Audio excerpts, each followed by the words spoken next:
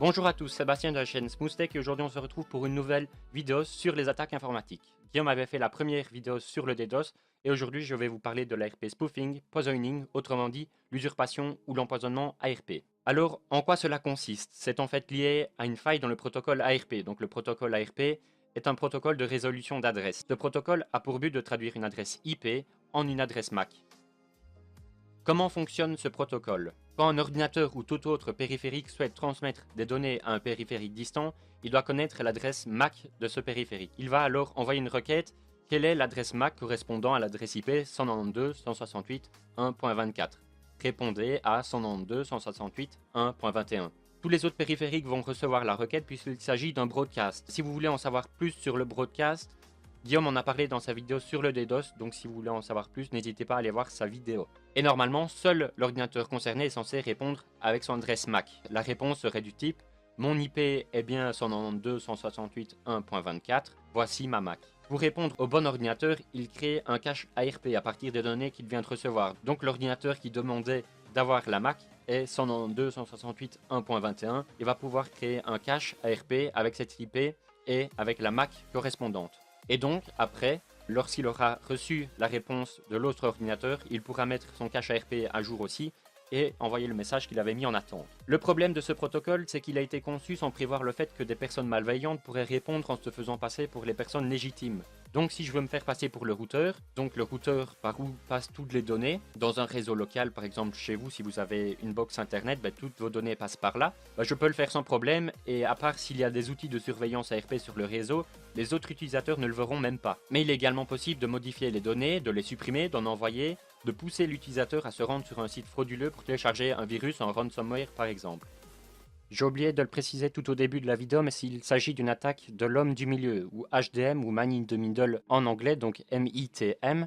Et en fait, c'est une attaque qui a pour but d'intercepter les communications entre deux périphériques, sans qu'aucun des deux ne puisse se douter que leur communication a été interceptée.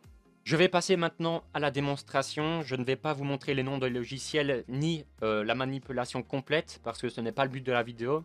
Le but est juste de vous expliquer, de vous montrer comment cela fonctionne en gros, les dangers, mais pas de montrer comment faire pour que vous puissiez le refaire n'importe où. Même si avec un peu de recherche sur internet, il y a moyen de trouver assez rapidement. Donc dans cette manipulation, je vais me faire passer pour le routeur. Donc, je vais donc avoir toutes les informations de tous les utilisateurs sur le réseau. D'ailleurs, comme il est dit dans la vidéo sur les bases de la sécurité informatique, ne rentrez pas de mot de passe sur les sites qui ne sont pas sécurisés. Donc les sites qui ne sont pas en HTTPS, ne rentrez pas de mot de passe là-dessus parce que je vais vous montrer dans la démonstration, c'est extrêmement facile de recevoir votre identifiant et votre mot de passe. Pour réaliser cette manipulation, j'ai utilisé 3 machines virtuelles pour vous faire la démo. Les machines virtuelles, c'est le fait de faire tourner un autre système d'exploitation sur des composants virtuels simulés par un logiciel de virtualisation comme VirtualBox ou VMware par exemple.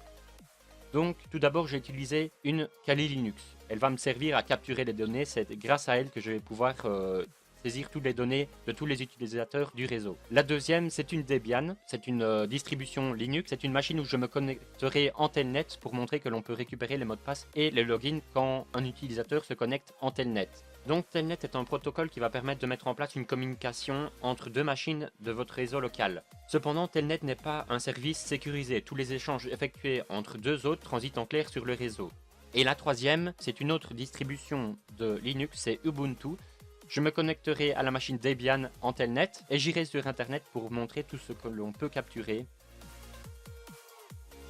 Donc pour commencer la manipulation, nous avons besoin de l'adresse IP du routeur. On la trouve facilement parce que c'est la passerelle par défaut de notre machine Kali Linux. Et ensuite, il faut trouver l'adresse IP de la machine qui va se connecter en Telnet à la machine Debian. On peut trouver cette information grâce à certaines commandes comme nmap par exemple. Une fois que l'on a toutes les informations, on les rentre dans le logiciel qui nous fera passer pour le routeur. Et on lance Wireshark qui nous permettra de capturer les différentes données. Ensuite, dès que l'utilisateur de la machine Ubuntu rentrera la commande pour se connecter à distance à la machine Debian, nous pourrons récupérer le mot de passe et l'identifiant de la machine Debian et il nous sera donc possible de se connecter à la machine Debian sans aucun problème via notre machine Kali Linux, en supposant que l'utilisateur de la Kali Linux ne connaissait ni l'identifiant ni le mot de passe de cette machine.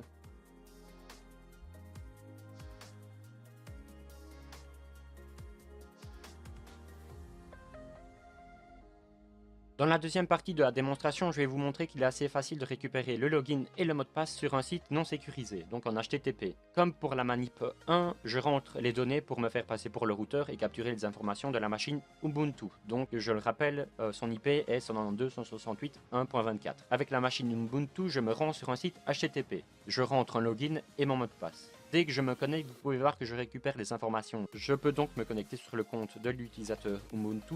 Comme vous pouvez le voir, j'ai un message qui me dit de faire attention aux données que je rentre sur le site qui n'est pas sécurisé. Mais quelqu'un qui ne s'y connaît pas forcément pourrait ne pas faire attention au message et rentrer son mot de passe sans avoir conscience du potentiel danger. Pour la dernière manip de cette démonstration, j'ai eu un peu plus de mal pour la réaliser, mais ça fonctionne. Donc ici, je vais récupérer des mots de passe et des logins sur des sites normalement en HTTPS. Sauf qu'avec l'utilisation de certains outils, j'arrive à faire en sorte que l'utilisateur passe sur une version non sécurisée. Au lieu d'utiliser de l'HTTPS, il utilisera de l'HTTP. En gros, le trafic HTTPS est redirigé vers de l'HTTP, ce qui va me permettre de pouvoir récupérer les données. Ici, je prends deux sites en exemple, mais ça ne veut pas dire pour autant que leur système ne fonctionne pas. Pour éviter tout problème avec ces sites, j'ai décidé de ne pas montrer la manipulation, mais juste d'illustrer mes propos avec quelques images.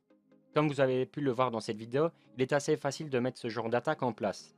Il m'a fallu seulement une journée de recherche et de tests pour savoir manipuler les différents outils. J'ai réalisé ces manipulations chez moi, sur le réseau local de ma maison. En aucun cas je n'ai nui à des personnes extérieures. Ne reproduisez pas les manipulations de la vidéo parce qu'il est interdit de faire cela dans le but de nuire aux autres personnes, de récupérer des informations personnelles, mails, comptes bancaires, etc. ou toute autre chose malveillante sous peine de risquer de l'emprisonnement et une grosse amende. Comme dit précédemment, cette vidéo a pour but d'être éducative et de prévention, et n'est pas un tutoriel pour vous montrer comment réaliser une attaque informatique de ce genre. Si je peux ajouter un autre conseil, il faut éviter au maximum de se connecter à des Wi-Fi gratuits, par exemple dans les fast-foods, dans une ville ou tout autre endroit pour éviter tout problème. Merci d'avoir regardé cette vidéo, j'espère qu'elle vous aura servi à en savoir un peu plus sur ces attaques.